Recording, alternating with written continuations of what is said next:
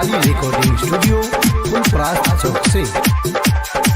बड़ी दिन पलैलाय राजा, बड़ी दिन पलैलाय राजा, धरन तू बाजा, ले राजा, उठ लाली के मजा, ले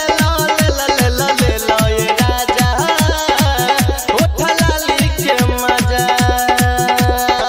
बड़ी दिन पलैलाय राजा, बड़ी दिन पलैलाय राजा, धरन तू बाजा, ले राजा, उठ लाली के मजा, ले राजा, उठ लाली के मजा। डीजे चंदेश्वर पंडित फुलपरास चौक, डीजे चंदेश्वर पंडित फुलपरास चौक। राजा, उठ लाली के मजा।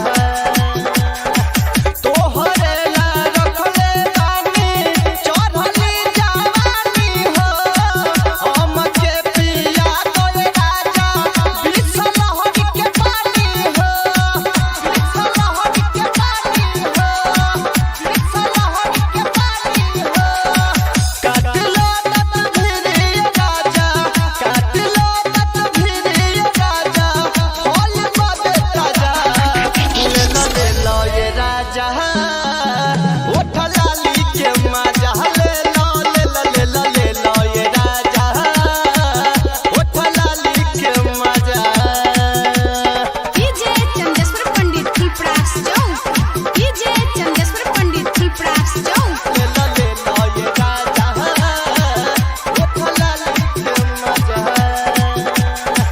रसगुल्ला से चुआ ताटे, टप टप पानी हो, जल्दी से खा लो ये राजा, नाही करी हानि हो, नाही करी हानि हो, नाही करी हानि हो।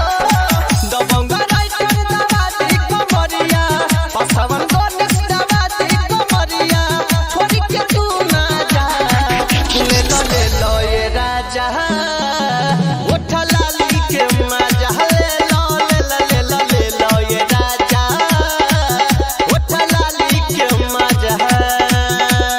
जय माँ काली रिकॉर्डिंग स्टूडियो फुलपरास चौक से। 91 13 90 67 65।